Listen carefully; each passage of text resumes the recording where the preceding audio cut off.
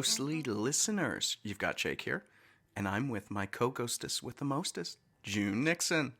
Hi, everyone. Great to hear from you. It's been a while since we got to Mm-hmm. record. It has. I took a little vacay, and then all Yes. hell broke loose. Yes, exactly. I'm kind of glad that you're not still there, I that was a they little didn't just worried. keep you there. Yeah, I was a little worried. Borders were closing. Yes. Like in a few days before our flight home. Oh, Kind of yeah. worried about that. All that beach and sunshine, that would not been, that great for you for, months at a time. Yeah, I know, right? Well, it was kind of nice. I went to the Seychelles, so talk about isolated. You're Yep, like 1,000 miles exactly. from any like population center. I wonder if they did have any cases around there. They did. Oh, Before I left, they were up to six, but it was mainly imported cases. So the Seychelles gets a lot of European tourists, oh man. and it was Italians, Dutch. I don't know if it was French, British, or Germans. That's the other one. Anyway, they had closed their borders and they were only allowing flights out. So when we did leave, British Airways had flown in an empty plane to repatriate um, Europeans mainly. I mean, they're just so you know, Americans don't really go to the Seychelles. It's pretty far. It's 25 hours to get there. But they came in and they did going from London back to Seattle. Our flights did get canceled about 3 times. And Yeah. it's the kind of thing where you don't get an alert. You just pull up the app to get your boarding pass, and the flight's not listed. Yeah, like, oh, hey, look. I Oh, know. I'm that like, thanks so much, okay. British Airways. I mean, I like that airline. It's one of my favorites. But I'm like, you kind of need to work on your alerting process. Yeah, like that would be nice. Yeah. Oh gosh. Well, I'm glad you're back and I'm glad you're Thank you. still well Thank in you. your little self-quarantine I for am. Yeah, if you didn't know, if you're coming in from one of the COVID-19 countries, well, I mean, we're in that boat now too. But when you come back, you have to stay in your house for 14 days and have no contact with anyone, which was fine because my companies work from home. yeah, that's very, So, very fortunate. yeah. Um, but anyway, let's talk about some other things. Take our Yes. minds off what's going on. And that would be today's episode is what it takes to be a good paranormal research manager. Yes. And this is something that I'm very, very jealous of a lot of people that have this natural ability to be really good detectives. Mm-hmm. And can do a lot of research about things like this. I've always been very envious of people that just know exactly where to look, where to Mm-hmm. dive in, all that stuff. So, but actually, I think today I'd like to ask you the questions because I think you are a lot more What? knowledgeable about a paranormal research manager because you, with all your other amazing skills, you are also an extremely good researcher. Well, thank you. If this Yes. is it's pure academics, pure academics. Um, Well, why don't we just start then? yeah. Jake, what do you think makes a really great paranormal research manager? So everyone is gonna think it's the hardcore detective skills, and that is important. I think the most important qualities, and some people have it and some people can learn it. Patience. Yeah, that's pretty true. Yes. Because there's like really three things I would say. So patience, you got to have the detective sense. I don't think you have to be Sherlock Holmes, okay? Mhm. And That would be determination. fine. Yeah. And patience simply because it takes a while to do really good research. And you can't just get frustrated and throw your hands up. You have to keep at it. And that's where the determination, well, you could say perseverance too, comes into play because, as you keep pushing and digging, eventually you'll get a breakthrough. Um, so those are patience and determination, I would say, will override detective sense. Mm, Because with mm, detective sense, I think there's a couple of things that go into that. Not only do you have to have, I'll go with the dad joke pun, you got to have a clue about what you're trying to solve first. And as being a detective, one of the big things is you have an objective that kind of gives you your focus. Because you're not going to try to research everything under the sun. Sure, when we do paranormal and haunted research, you have to pull a lot more things together. It's not like a forensic case, okay, where you find a body and you have to pull out the clues about how they died and who done it. You've also got, and that would help to identify the ghost. You also have to find the reasons a location could be haunted. And there's a lot more touch points there, but we'll get back to that one. But from the detective sense, I think the one big thing people have more of a problem with is connecting the dots because you're going to get so much disparate information. Right.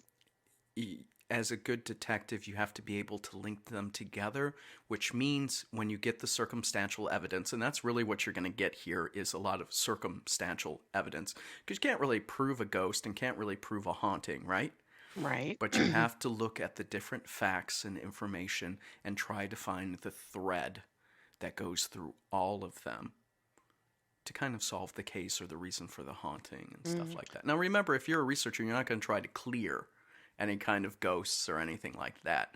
But the information you get could lead to an outcome that would help the people either come to an understanding with the spirit or perhaps find a way to clear things. But Well, it's like kind of differentiating. Oh my gosh. Can you say that? I can talk this morning, hardly. mhm. It's kind of like establishing what are the true stories Mhm. and what are the stories that have been passed down through generations. Yeah, that's true. That's a big thing right there. You can't just like take for face value No. that, the little girl Chloe is running, and That's a good example. you know, is haunting the place because it could be something totally different. And if you're trying to make contact with a Chloe, they're going to say, I'm tired of, people coming in here and trying to make contact with this chick. Mhm. When it's me, Yeah, it's it's like, it's getting to not me. be. Why do you think I'm scratching and pushing people downstairs? Because Exactly. I'm not Chloe, damn it. Exactly. My name is Dave. Yeah, exactly. Dave is getting really mad It's that like, everybody wants to contact Chloe. yeah, exactly. I mean, I So, get it because people like to put labels on phenomena, blah, yeah, blah, blah, blah, blah, blah, exactly. personalize things, yeah. But how does one go about doing a lot of the historic research? Well, let me, I'll say, let's step back and let me Okay. tell you about some, I think, a good background for this. Because when everyone thinks detective, they're going to think police work, and not so much. I get the analysis and how to best qualify and quantify your evidence. But remember, when you're looking at police procedures and forensic science, that's not going to help you with stuff that happened 120 years ago, guys. True. Very true. Okay, you're not going to have that kind of evidence. So I've got two backgrounds I think are really good. Number one, I think the best background is a historian's background. Mm, And because with that one, they know how to best look at artifacts, and just this is kind of museum terms and archaeological and all that stuff. But you want what's called a primary source, which is items from the period or records from the period where you suspect the haunt happened. So you're going to read journals, diaries, you're going to look at personal belongings, but you step back and you also look at what's happening in society. You look into title research as well, because that will help you identify the person or who was living there that could lead to the haunting. And hmm having and you with that kind of background, what sources to go to, and we'll get to that a little bit later. The second background I think is really good. Everyone can probably relate when I say this: investigative journalist, because they know how to ask the questions, how to probe, how Right. to look at different information and put it all together. And again, you kind of need to do your intuitive leap here. And a lot of people are like, no, I need concrete evidence, blah, blah, blah. Just so you hmm know, most crimes from murders to rapes, all the horrific stuff, to even white collar crime, is all circumstantial evidence. This is why we hear the smoking gun is so rare, because the smoking gun is very rare. Mm, mm, Okay? right. So this is, and if you've ever, I've been on trials, I've been in a jury before. There was nothing ever that directly linked, especially like in a murder, because someone's dead and they can't testify. All of the murder cases are mainly circumstantial evidence. And Mm, just so you know, even when you do the DNA analysis, that's still considered circumstantial evidence. really? Yeah. So in order for it to be like the direct evidence, it's pretty much you got a camera that shows someone having the gun, shooting them, or stabbing them, and it's clear everything else is something else's account. It is Right. not a direct witness or directly involved. Hmm. So, just to put it in perspective for you, so whenever you hear about, oh, well, it's circumcised, no, that's how most stuff gets solved. But they have so much of it, the truth is pretty obvious. Right. So it's that kind of background. So again, with investigative journalism, because of the digging, but I'll drop a link to a really good book if you want to check it out. These are textbooks; they're going to be boring AF, but you'll get process and you'll know how to get information, do information requests. And one thing I would say though is, as you're doing research and you need to talk to other archivists or talk to a museum or maybe witnesses, journalism now has a bad name. In some respects, bad reputation. In some respects, it's kind of well earned. I would say 95% of the cases, journalists don't. And, if they're doing like hard news, okay, I'm not talking about National Enquirer stuff, okay? Right. Um, because journalism's been smeared for a while now, even though most of the people keep to the facts. And actually, if you go to the newspaper, all of the journalists have their notes and recordings from the interviews and stuff. So when you hear like the editor says, I know this is a sidebar, I might cut it out. But when the editor says, no, we're going to stand by this report and what this journal said, because they turned over their records, what they said is actually true. Because if Mm, that goes to court, they just have to play the tapes, show the documents and stuff. And that's why so many cases of defamation, slander, libel, all that stuff that could go news never makes it through the court, because they really do have the evidence. oh, wow. But I will say, from when it comes to getting access to these primary sources or to archives and artifacts from back in the day, just say you're a historian and you're doing a research paper. There you go. No That's one really good. has a beef with that. That's So, really smart. yeah, Yeah. so whenever I'm doing research, I need to talk to someone or get access to the archives. And just, most archivists are very happy someone's actually interested in the town or the Right. location. I mean, and the other thing is, when we're doing these, if something happened in the 1920s, all those people are dead. And if you didn't know, unless there's a court order to seal things, pretty much once you're dead, your life's a public record. Oh, yeah. Yeah, that's Yeah. true. Hmm. Mm, So I would say take it from the historian angle for it, because there's usually nothing malicious. It's more like, I just want to have an understanding of this person, place, or period of time. And it will, you'll usually get what you want. Yeah, I mean, you'll probably have to take pictures and photocopies, and no one's going to let you take the original artifact right. out. I Right. mean, it would be great for a ghost hunt for you to use something as a trigger object, but if you're taking pictures, then you have an idea of what would be a good trigger object. True. Mm-hmm. Yeah. No, especially at, I was just thinking of the Walker Ames house. Mm-hmm. And really would like to do a lot of the research there, but a lot of the items that were in the house are also in the museum that's Mm-hmm. pretty close. That'd Yeah. be kind of nice to if most places were like that. Yeah. But what about genealogical research Oh yeah. and the title research and things like that? It's like, how do you find those things now these days? I mean, is most everything online? Yeah, true. A lot of it is. I mean, so you've got Ancestry.com, and I think there's genealogy.com out there as well. But generally speaking, if you know the location, you can get the title records. And for that, you might have to just do a little real estate research, but you can see the previous owners going back for a pretty long time.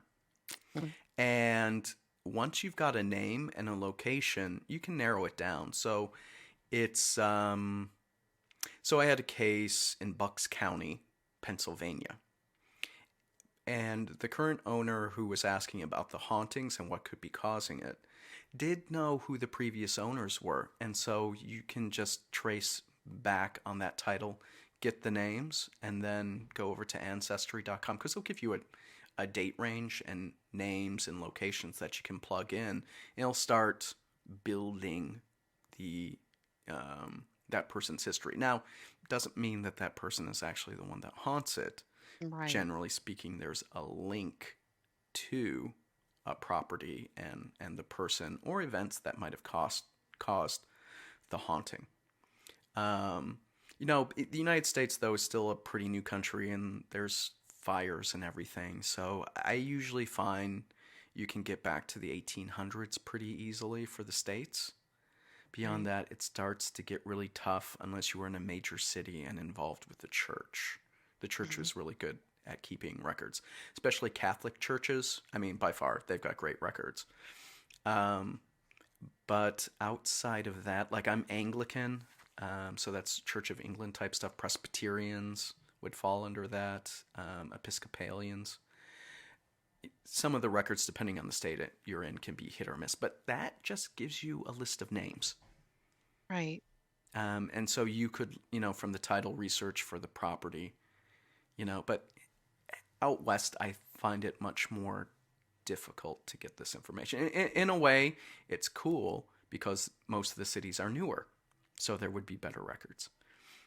But it's pretty much, you don't really get great records before it became a state. And then that's when you have to start looking into the archives and museums and newspapers. Newspapers are great records. Sometimes it's hyperbolized, the events and stuff, or sometimes they're glossed over.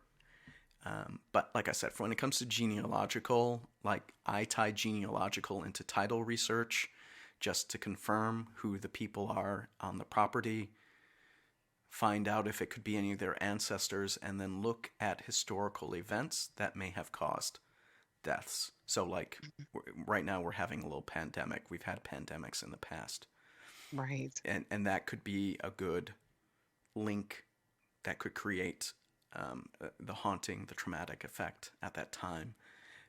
It's It's like a bit, going to the cemeteries and just seeing all yeah, the children's graves and you see all these children that hmm, died in 1912 or something yeah, like that, or 1918. yep, yep, yep, And yep, you're like, why did all these children die in 1918? And then yep, if you do your research, you'll hmm, find out that, yep, wasn't the Spanish flu or the yep, at that time hmm, that took a lot of children yeah, and a and lot of then lives, but yeah, yeah. and then the early 1900s, about 1903 to 1908, there was another pockets of a pandemic. But when you, I love graveyards because graveyards are kind of like title research Right. because you can find a grave and find out the information about that person because you got a date of death and an age and a location. So especially if it's younger people, so say under 18, they're pretty much from that area. And so you can figure out who their parents are, where they came from, all that stuff. So that's generally my approach to genealogical and title research and linking them together. Still, I think it's important to put the historic context, what was happening in the community at the time. Right.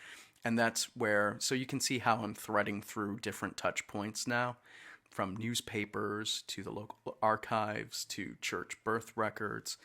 You can get a lot of that. But with the United States, like I said, once you start moving back before 1850, and especially if your family's immigrants, depend at that time, depending on how they came over to the United States, you could hit a wall there. And then I think this is where the ancestries and genealogical or genealogy.com records can help. But at the end of the day, someone has to live on the property, usually to haunt it. So I don't Right. think you necessarily need to go back super far for that, especially for the United States. Hmm. Well, is there anything else that researchers should research about the area of the property? Yes, and so this one does not get as much emphasis, and I think it should.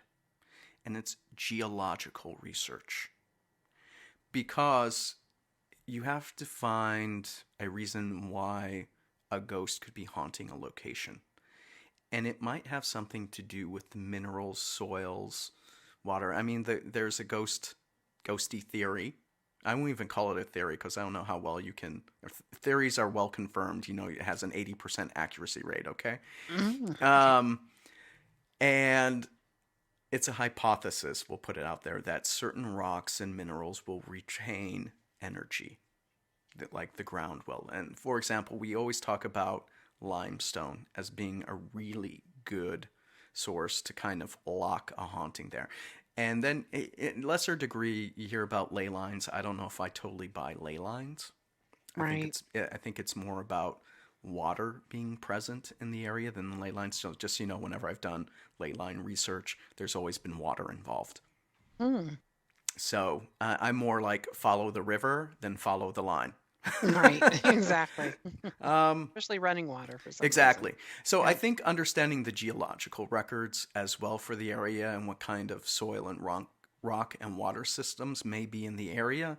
Like I said, it's a hypothesis that water and certain minerals can absorb this essence that would lock Kind people of into the ground. enhance it a Yeah, little more. correctly. And if you've read the ghost reports, my ghost hunt reports on ghostly activities, I do list environmental factors on that Right. as well because we still don't understand what causes a haunting or traps ghosts in their locations.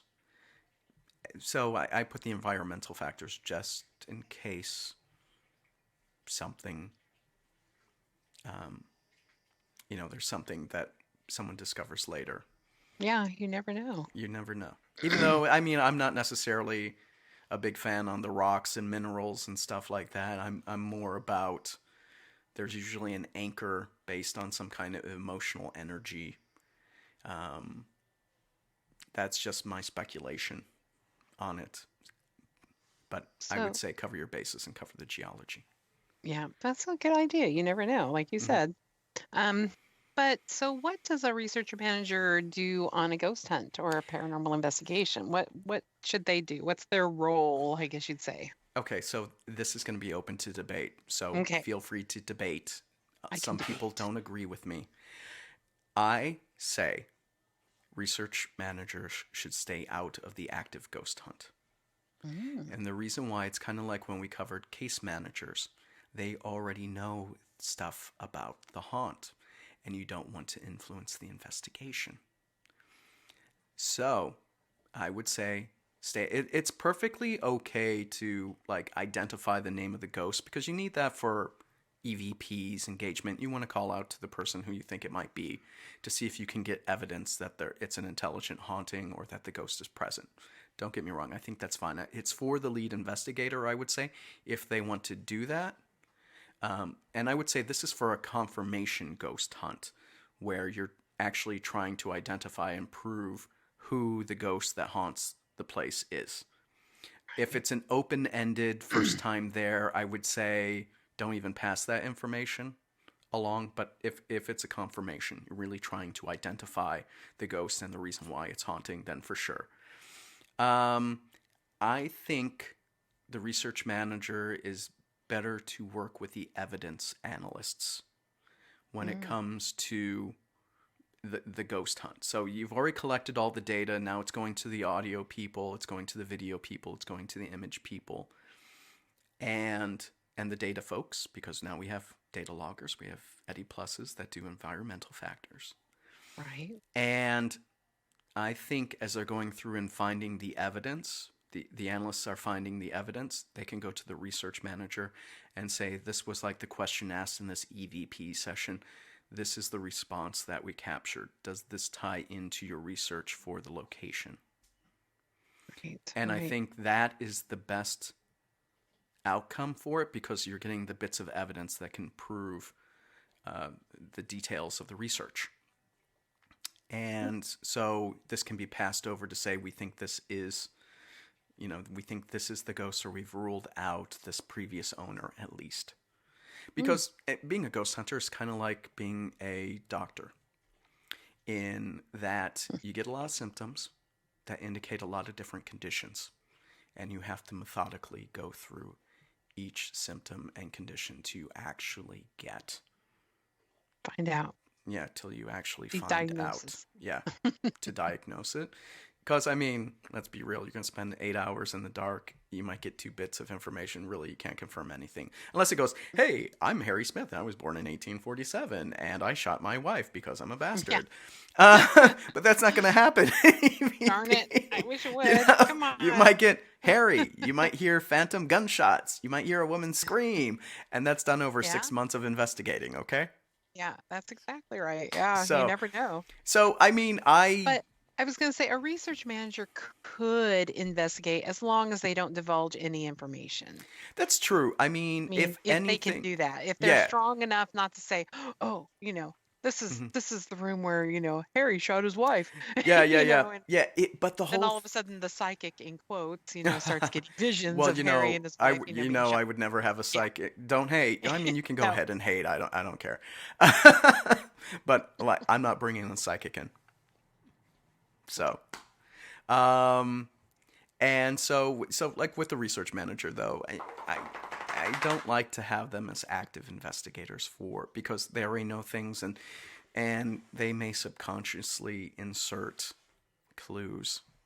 Mm, But like I said, if it's confirmatory, a confirmation investigation, I don't really have any hangups with that.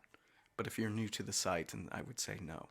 The other thing is you right. could do all the evidence and then do the investigation and then let the researcher go ahead and do their thing. Okay. That's another part of it. I just, for me, I like research managers to be a little less involved, just like with the evidence analysts. I like to have them be less involved because they're much more objective when reviewing. Mm, good. So I'm a combo. So, I'm a combo. Though I would rather be researcher gadget guy, evidence analyst. Just so you know, it's not my favorite thing to go on a ghost hunt, and because right. mainly because I have to lug the equipment everywhere and set everything up and blah blah blah. I would rather do research, talk about the experiments, maybe set them up, and then review the evidence. But I don't want to sit. I don't want to sit in a bathroom for like an hour asking questions into the dark. Yeah, I Someone else can understand. do that. Well, what advice would you give a research manager? Ooh, yes, yes, yes, yes. Okay. So this is my favorite thing because I love books. Okay. Hmm. Start a library. And the library is just going to give you some hooks, to some clues to start looking into things. So I would say, as a research manager, you don't necessarily need to have the how to do ghost hunting books. Okay. But I love having haunted atlases and encyclopedias. So I've got a ton of like haunted locations in Seattle, haunted asylums. I mean, and the thing is, they're going to be loaded with stories, right? Almost like urban legends. Just remember the urban legends. Oh, there's always a bit of truth. You just got to find that kernel of truth, right?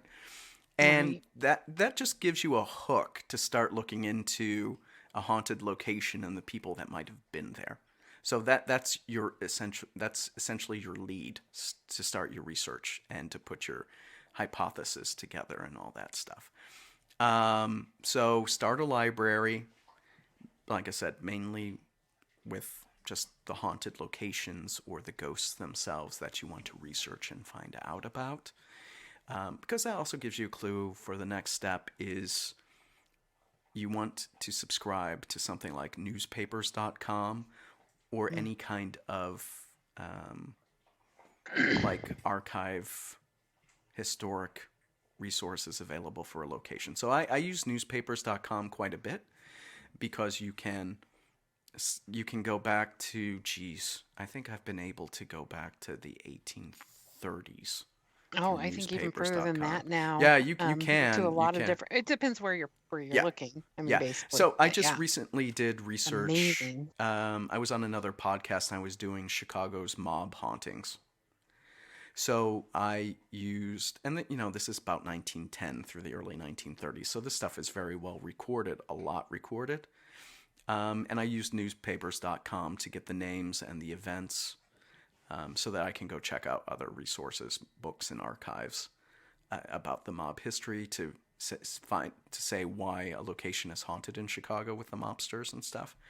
So it's important to have those records available to you so you can get more to the truth of the situation. And they're not horribly expensive either. I think newspapers.com you can get a year for 74 bucks or something like that. Mhm. And you got a year and you can go way back and it's a ton of newspapers. Yeah, it's pretty Um cool. I used to yeah. have it for a while. It was just really fun too, Mhm. just to kind of look and especially all the ads and hmm Yeah, I from the use it to 1800s. put a if you want to know my approach to when I was researching the mobster hits in Chicago, I used a combination of Wikipedia has amazing crime timelines, and you can do the Chicago or you can do the Mafia in the United States timeline for Chicago. So, because that lines up the major events with mob hits and mob activity. Mm. And then I went to the newspapers to get the details because you get the dates and the names. So you can search in newspapers.com to get more facts about that. And then with that, I could go out to the next one, the library, to check out some books on it for even more perspective. Because these historians have the artifacts, what really happened, eyewitness accounts. Historians get a lot of access. And even though you're doing it kind of as a second party, third party at this point, it Hmm. doesn't make it to publishing without all of the resources they used. So you can go and do even further research if you got the time to do it. But like I said, So, don't be so afraid how of should going to your librarian okay, I was about gonna say, stuff. so how should you approach the librarian when you want to do some of this research? I mean, Okay, so I would say take the history aspect. I'm a historian, okay. okay, and say I am doing research into this topic, and it happened during this time, and these were the events that went down. Librarians, just by saying a time, person, place, thing, uh, they know how to string together the resources for you. They'll either find the books, they'll find the microfiche for that time. Microfiche, which is they scan. This is before we had like PDFs and stuff. But Hmm. if Yeah, you're new back to in it, the it's day. almost like a film roll, okay, with all these articles on it, and they'll make it available to you. Just they might need 3 to 5 days to put it all together for you. So give them It's good time, and to know. and you can be morbid as you want. It's like I want to know about. Um, I'll just make something up. I don't know if it's true or not. I want to know about lynchings in Athens, Georgia in the 1860s, and they will put everything together for you. Oh, cool. So if you think a ghost, like let's just take Chloe and Myrtle's plantation, it's like I want to know about Hmm. this plantation during this date range, and I want to see slave records and stuff. They will put it together if they've got it, or they'll do like an um, usually it's called like an interlibrary loan, but it can go to the archives and museums as well, and you can talk to the museum about it too, um, and historical society. So there's a lot of stuff available for you.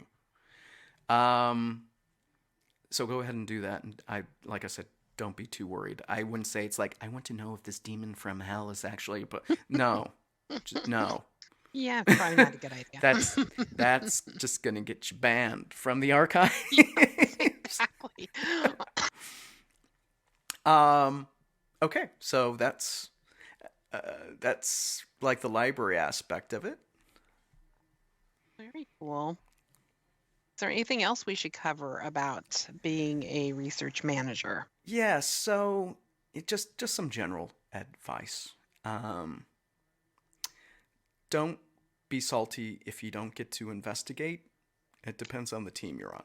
Right. And like I said, generally speaking, if I'm the researcher for a case, I don't want to be an active investigator because I don't want to subconsciously color the evidence that comes out of it. So don't be too weird. And sometimes you might be interested in the haunt, and just because of logistics or time schedules, you wouldn't be able to investigate anyway. I mean, but you've contributed a lot to the team, okay? Exactly. Yes. And you're gonna get it wrong. Something is gonna be off. Nothing is going to be perfect. Like I said, it's all circumstantial evidence. You may not have records. And if you screw something up, don't beat yourself up over it. Let's just take the scientific method, right? You have a hypothesis, there's something you want to prove, you run all these tests, you get all this data, you interpret it, turns out you didn't cure cancer. Right. So don't beat yourself up. All you can do is say, based on the evidence and records I've looked at, this is a conclusion I would come to, and the conclusion could be wrong. And this is why, like, theories are 80% accurate. It can be reproduced most of the time, not all of the time. I think you should just take that as like a guidance type thing. You aren't always going to solve it, Yeah, that's but you true. probably came very, very close. And I mean, you could continue your research and stuff, but really with haunted locations, generally speaking, unless it's a well documented place, you're never going to get full information on this one. So at the end of the day, you're making a guess about what's happening. And like I said, unless the ghost says, I am Harry Smith, I was born in 1847 and I shot my wife, like, Well, you're I, never I going to I hope get the one of these final days, answer. I hope one of these days when we do an investigation like that and we do have the wrong information, that all of a sudden we're going to get a voice saying, "That's not right." I know. Just something. And then we'd be Yeah. like, "Oh, I guess we better go back and Yeah. find out what's going on." Yeah, yeah, totally. I mean, like I Oh, said, I would love to, even though I go plenty of ghost investigations. Really, I would be perfectly fine just to like research, review the evidence. If I go, usually we covered a podcast on being a tech manager, which is kind of my bag. mhm. I know the research and stuff like that, so I take the equipment, I set up the experiments, say ask these questions or something like that, and then I'd like to GTFO and Yeah, wait for it to be collected so I can go through it. exactly. But June loves to investigate, but I do. I I just like to love take these the haunted places. tour. Take the Yes. haunted tour of stuff, take some pictures, and make pretty blog Oh, posts. yeah. It's pretty amazing. Hmm. And if you are cut out to be a research manager, I just think that's extremely commendable. And you know, I'm hoping that we do have several people that are interested in that for our team now. So I'm hoping that if somebody does want to be a research manager, that maybe we'll have 3 or 4 different ones and they can Hmm. take turns. Yeah. So so nobody has to always be a research manager. So Yep, that's very true. that's And awesome. you can also break up the research. You've got some people that are really good at genealogy, let them do that. Oh yeah, that's true. Yeah. You got some people that are like little mini archivists. Hmm. Let them do all the archival research. I'm a bit of a sleuther. Right. So Yes, I like to do the newspaper research. it is fun. It is fun. But once you And get down that some rabbit hole, it's like all of a sudden you look up and it's like, oh my God, 3 hours have passed. yeah, yeah, Yeah. you know what? So this comes out of journalism. They use it in history too. As you're going through the research, and I didn't really talk about this, so this will be additional advice. Always keep the who, what, when, where, how in mind. Because once you start answering all of those questions at each step of your research, and make sure there's a so what at the end of it, once you get to, I call it 3 degrees of so what, you stop. Because you're about to go right into That's so true. rabbit hole, okay? Yes, So it's very true. like when I was doing the mob hit stuff. and I was looking at Bachelor's Grove. I got to, it was a big dumping ground. I know the time when it was happening. I know what they did to the bodies to make sure I didn't have any more reasons to go beyond that. Because the other thing is, and this is the nice thing about having an investigative journalism background, it starts with what's the feasibility of this investigation? Right. What really can you pull out of it? And can you get, because that's part of it. It's like a lot of this historical research that you would do for these cases. I mean, it's pretty clear. It's got to be practical. I mean, don't go digging for things that aren't there, because you know what? You can't step back 120 years. No. You can only take what is provided to you presently. And this is why I think, you have the objective on what you're going to check out. And really, once you know the who, what, where, when, why, how, and the context of those events, pretty much as a paranormal research manager for ghosts, you're pretty much done, unless you get a time machine. Right. Which would be awesome. If you're doing monster hunting, though, like looking for Sasquatch, I mean, you could keep going on that stuff forever, right? Because that's contemporary. That's true. That's very true. So That'd be cool. that's kind of my bit. Well, thank you. I think that was awesome. Thanks, June. I'm almost excited to be one, but no, I better not. I have too many other things. So I'll drop a link to the article that I wrote on being a paranormal research manager, because it has some further readings for you so that you can check out. The one thing we didn't really talk about is occult research. Oh, right. And I would say it depends on if you've had occult activity. Then you need to do that. So if you know it's like human sacrifices and stuff like that were involved, okay? You might need some occult knowledge there, but for most hauntings, the occult hauntings you hear about, like on all the ghosty shows, that is 1/10 of 1% Right. of I'm hauntings. going to say that's okay? very, very rare. Yeah. Very rare. Yeah. But so June, if you would love to be a research manager for a ghost or come on investigations, what should you do? Well, for one thing, if you would like to join a ghost, if you are not a member, contact me on a ghost.org. There's plenty of contact, information in there. And, hopefully one of these days when we are able to get back together in groups again, we are now, kind of doing this from home. But come to a meeting and get set up, and we will get you set up. So with that, it brings us to the end of our episode. We have a couple more planned. We have another haunt to go through. And then we have what it takes to be a really good evidence analyst as our next Roles in a Ghost Hunting Team podcast. Yes. So look for that over the next couple of weekends. Yes. And please, everyone, be safe, be well. Wash your damn hands and Yes, stay wash your home. hands, please. My grandparents are gone. Your grandparents could still be around. Wash your damn hands. Stay away Don't from spread them. it to anybody. Yeah. Yeah. Cover your mouth. Elbow. Yes, Nose elbow. and mouth and elbow. Okay. Yes, please. Okay. So with We that, don't want to be everyone- investigating you in our next ghost hunt. Oh, Yes. now I'm being all morbid and doing the cost benefit with more. That's okay. I'll just shut up. I can't help myself. Okay.